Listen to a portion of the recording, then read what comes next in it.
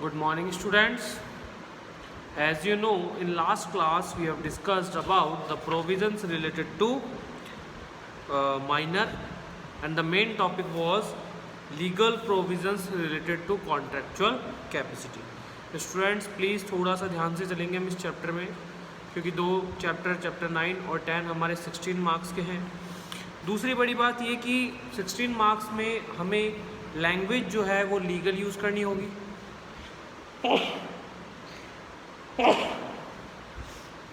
हमें एक legal language use करनी होगी। वर्ड्स जो होंगे हमारे वो लीगल टर्मिनोलॉजी से रिलेटेड होने चाहिए, तभी हमारे जो आंसर्स होंगे उनकी इफ़ेक्टिवनेस होगी, वो इफ़ेक्टिव हो पाएंगे। सो अगर हमें मार्क्स गेन करने हैं तो हमें लैंग्वेज का, पॉइंट्स का, प्रोविजंस का ध्यान रखना होगा। So students, in today's class we are starting the second part of contractual capacity, which is provisions related with person of unsound mind. So students, हम लोग समझने की कोशिश करते हैं कि अनसाउंड माइंड आखिर किसे कहते हैं, या अनसाउंड माइंड जो है वो कॉन्ट्रैक्ट नहीं कर सकता है, तो क्या क्या कंडीशंस होगी एक अनसाउंड माइंड की। Section 12 of the contract act lays down that a person is said to be of sound mind for the purpose of making a contract, कि एक पर्सन को हम साउंड माइंड कहेंगे, ठीक है, अगर वो contract said to be of sound mind for the purpose of making a contract बनाने के लिए at the time when he makes it, ठीक है, जब वो कॉन्ट्रैक्ट बना रहा है तो उसका साउंड माइंड होना बहुत बहुत ज़रूरी है। ही is capable of understanding it, कब वो साउंड माइंड माना जाएगा, when he is capable of understanding it, जब वो कैपेबल होगा ऑफर को समझने के लिए या एक्सेप्टेंस देने के लिए। He is capable of forming a rational judgement as to its effect upon its his interest, और साथ ही साथ में वो ये भी डिसीजन ले सके कि जो ये कॉन्ट्रैक्ट होगा इसका उसके इंटरेस्ट पर, उसके हिस्से पर क्या इफ़ेक्ट होगा। जनरली बताया, idiots, lunatic, drunken, hypnotized person and mentally decayed persons are treated as unsound mind person। देखो, जैसा कि मैंने कहा था कि अनसाउंड माइंड केवल पागल को नहीं कह सकते हम। अनसाउंड माइंड एक ऐसी स्टेट है जहां पर फिलहाल आप डिसीजन लेने की कैपेसिटी में नहीं है, और डिसीजन लेने का मतलब है कि आप जजमेंट नहीं कर सकते इस कंडीशन में कि इस कॉन्ट्रैक्ट का आपके ऊपर क्या इफेक्ट होगा, तो उसी को हमने कहा unsound mind. Is it clear? Where a person is usually of unsound mind, the burden of proving that at the time of execution of a document he was a sound mind lies on the person who affirms it। अब बात करें तो हर law में कुछ नियम बना रखे, और यहाँ बात करते हैं बर्डन ऑफ प्रूफ की। बर्डन ऑफ प्रूफ का मतलब है कि जो पर्सन को ये प्रूफ करना होगा कि वो अनसाउंड माइंड था, तो वो पर्सन होगा जिसने कि या तो ऑफर दिया था या एक्सेप्ट किया था, मतलब opposite party of unsound mind. तो बर्डन ऑफ प्रूफ किसके ऊपर होगा?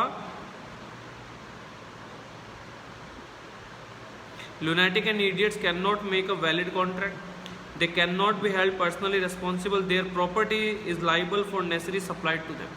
सेम माइनर की तरह कि अगर उन्होंने कोई नेसेसिटीज दी है, ठीक है, लुनेटिक को, इडियट को, ड्रंकन पर्सन को, तो यस वो पर्सनली लाइबल नहीं होंगे, बट उनकी प्रॉपर्टी को हम ले सकते हैं, ठीक है, क्योंकि हमने जो नेसेसरी सप्लाई की है उसके लिए। Is it clear students?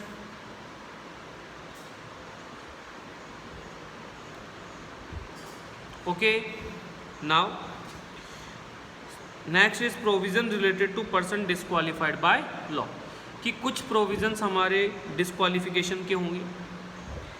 In addition to minor and person of unsound mind, there are other person who are disqualified by law from contracting because of their political position। कि unsound mind के अलावा कुछ बाकी लोग भी होते हैं जिन्हें लॉ के थ्रू डिस्क्वालीफाई किया जा चुका है कि वो कॉन्ट्रैक्ट करने के लिए एलिजिबल नहीं होंगे from contracting because of their political position, कि वो रीज़न जो है वो पॉलिटिकल पोजीशन हो सकती है, प्रोफेशनल और लीगल स्टेटस हो सकता है, ईदर होली और partially, so that the agreement made by such person are void, कि किसी प्रोफेशन के लिए, किसी पोजीशन के लिए, जैसे कि chief minister, prime minister, president of India, आप इनके साथ डायरेक्ट कोई एग्रीमेंट नहीं कर सकते हैं।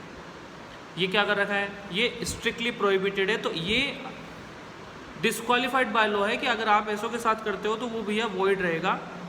दीज आर कौन कौन होंगे, alien enemy, foreign sovereigns and diplomatic representative, जैसे कि फॉरेन से डेलीगेशंस वगैरह आते हैं वो भी, ठीक है, president of India, governor of states and their agents, incorporated bodies, public authorities, convicts and insolvent. इन्होंने स्पेशलाइज कर दिया, स्पेसिफाई कर दिया कि these persons are disqualified from making a contract, that means इनमें कॉन्ट्रेक्चुअल कैपेसिटी नहीं होगी। Students, is it clear? फिर से पढ़ते हैं कि ऐसे लोग जो किसी पॉलिटिकल पोजीशन की वजह से, प्रोफेशनल पोजीशन की वजह से या किसी लीगल स्टेटस की वजह से किसी कॉन्ट्रैक्ट में नहीं आ सकते, उसी को हम कहेंगे पर्सन डिस्क्वालीफाइड बाय लॉ। जैसे कि एलियन एनिमी वो होता है जिस कंट्री से हमारी वॉर है, फॉर एग्जांपल अभी चाइना से चल रहा है हमारा मामला, तो आपने सुना होगा ऐप वगैरह बैन कर दिए हैं, तो ये जो चीज़ें बता रखी हैं इन्होंने वो फ़िलहाल एलियन एनिमी हैं, फॉरेन से आने वाले, ठीक है, फॉरेन सोवर्जन्स जो हैं वो, diplomatic representatives, president of India, governor of states, इन सबको हमने डिस्क्वालीफाई कर रखा है। Is it clear students? Now हमारे जो कॉन्ट्रेक्चुअल कैपेसिटी के 3 पॉइंट थे, the first is related which are related to minor, second which are related to person of unsound mind, and the third which are related to person disqualified by law.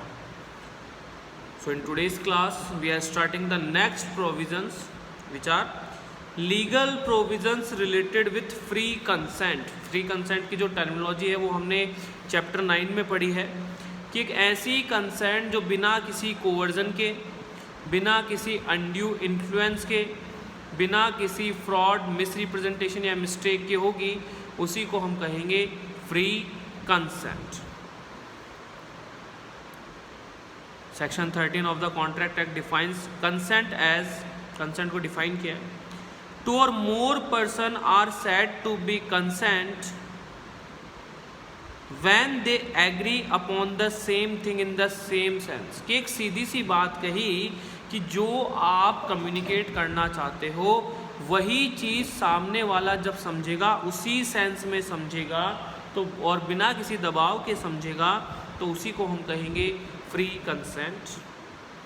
For a legal contract consent is necessary, no consent no contract. एक basic line कह दी कि एक legal contract के लिए consent का होना ज़रूरी है। If there is no consent that means there is no contract. Free consent is the real consent which is required to make a valid contract. कि एक रियल कंसेंट है, फेक नहीं होनी चाहिए, फ्रॉड नहीं होनी चाहिए, रियल कंसेंट है, तभी वैलिड कॉन्ट्रैक्ट प्रिपेयर हो सकता है। According to section 14 of the contract act, consent is said to be free when it is not caused by. कि इस सेक्शन के हिसाब से section 14 of Indian contract act कहता है कि कंसेंट फ्री तभी मानेंगे जब कोवर्जन नहीं हो, अनड्यू इन्फ्लुएंस नहीं हो, फ्रॉड नहीं हो, मिस रिप्रेजेंटेशन नहीं हो और मिस्टेक नहीं हो। ये पांचों ही कंडीशन नहीं होनी चाहिए, तभी कंसेंट को फ्री माना जाएगा। और ये सारी टर्म्स एंड कंडीशंस हम लोग टर्मिनोलॉजी में ऑलरेडी डिस्कस कर चुके हैं, ठीक है, कि कोवर्जन क्या होता है, अनड्यू इन्फ्लुएंस क्या होता है, ये सब चीज़ें हम लोग ऑलरेडी पढ़ चुके हैं।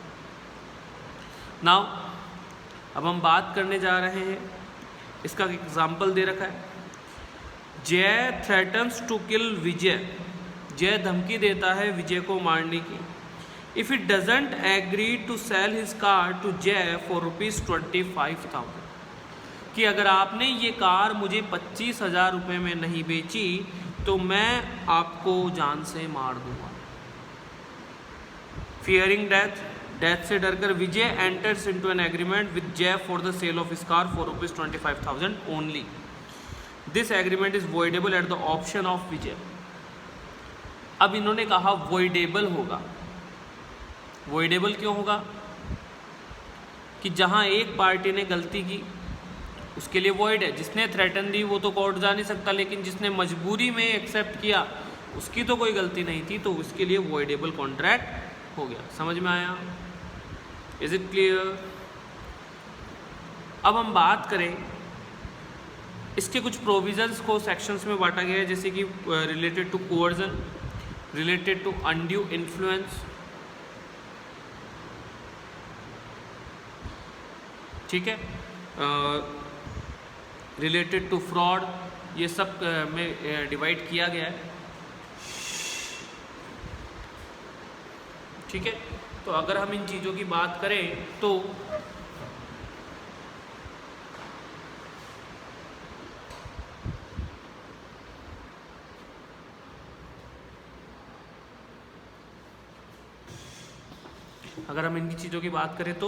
क्या कहना चाह रहे हैं? The first is provision related to coercion. Coercion से रिलेटेड कुछ प्रोविजंस हमें दे रखे। Section 15 of the Indian contract act defines coercion is the committing और threatening to commit any act forbidden by the Indian penal code और the unlawful detaining और threatening to detain. देखो partition में पढ़ना होगा इस डेफिनेशन को, क्योंकि एक साथ कंप्लीट डेफिनेशन हम नहीं कवर कर सकते। तो कहना चाह रहे हैं कि कोअर्जन इज द कमिटिंग और थ्रेटनिंग टू कमिट, कि या तो धमकी दे देना या कोई काम करने की धमकी देना। जैसे कि ऊपर एग्जांपल दिया था कि अगर नहीं करोगे तो मार दूंगा, तो threatening to commit any act forbidden by the Indian penal code, Indian penal code में जिस काम को मना कर रखा है वो काम, और द अनलॉफुल डिटेनिंग या गलत तरीके से अनलॉफुल तरीके से डिटेन करना, और threatening to detaining any property, या धमकी देना कि मैं आपकी प्रॉपर्टी कब्जे में ले लूँगा अनलॉफुल तरीके से, to the prejudice of any person whatever with the intention of causing any person to enter into an agreement. और ये सब हम ये मानकर कर रहे हैं या इस इंटेंशन से कर रहे हैं कि सामने वाली पार्टी कॉन्ट्रैक्ट के लिए कंसेंट दे देगी, एग्रीमेंट में एंटर हो जाएगी, तो इसी टर्म को हम कहेंगे coercion. In simple words, when we are threatening to someone or we are commit any act which is forbidden by the Indian Penal Code, or if we detain or threatening to detain any unlawful methods using detaining property by unlawful method, it is known as coercion. The coercion must be committing to any act forbidden by Indian Penal Code like killing, beating another person, entering into freedom of another person's act, etcetera. कि कोई ऐसा काम जरूर हो। देखो coercion ही क्यों कहा, क्योंकि कोअर्जन में साफ कहा गया है कि आईपीसी का प्रोविजन फॉलो नहीं कर रहे हो, तो ये कोअर्जन स्पेसिफाई कर देता है कि अगर आप आईपीसी के प्रोविजन नहीं फॉलो कर रहे हो तो आप इस कैटेगरी में आ जाएंगे। The coercion must be threatening to commit और any act forbidden by the Indian penal code, ठीक है। और ये बात बार बार कह रहा है कि कोअर्जन में आप लोग धमकी देंगे, वो धमकी जो कि जैसे कि स्ट्राइक करने की धमकी, स्ट्राइक कभी भी इंडियन पीनल कोड में नहीं आती। ये एग्जांपल इसलिए दे रहा हूँ ताकि आपको समझ में आए कि हर धमकी कोअर्जन नहीं होगी। The coercion must be unlawful detaining और threatening to detaining any property, जो हमने डेफिनेशन पढ़ी उसी के पार्ट्स आ रहे हैं कि धमकी देना आपकी प्रॉपर्टी को डिटेन करने का। The act of the coercion must be done with the intention of causing the other party to enter into contract। और ये सब काम धमकी देने का इसलिए कर रहे हैं ताकि आप एग्रीमेंट में और कॉन्ट्रैक्ट में एंटर हो जाएं, अपनी कंसेंट दे दें। द आईपीसी मे और may not be enforce where there is coercion is committed. ज़रूरी नहीं है कि हर जगह आईपीसी हो ही, कुछ कंडीशंस में आईपीसी नहीं होगा तो भी कोअर्जन माना जाएगा। The act of coercion may be initiated by any person, even by a stranger। कि ये कोअर्जन या तो ऑफरर करेगा या ऑफरी करेगा या फिर कोई थर्ड पार्टी के थ्रू करवाया जा सकता है, स्ट्रेंजर के थ्रू भी करवाया जा सकता है। Similarly it may be directed against any person including a stranger. The coercion may be by way of threat to commit suicide. हाँ, सुसाइड की धमकी देना भी कि अगर आपने ये काम नहीं किया तो मैं सुसाइड कर लूँगा, अगर इस तरह से भी कोई कहा जा रहा है तो ये भी कोर्जन माना जाएगा। Threatening of strike to employer, employer को स्ट्राइक की धमकी देना by employees for legal demand is not considered as coercion. लेकिन ये डिमांड लीगल होनी चाहिए तो हम इसे कोर्जन का पार्ट नहीं मानेंगे।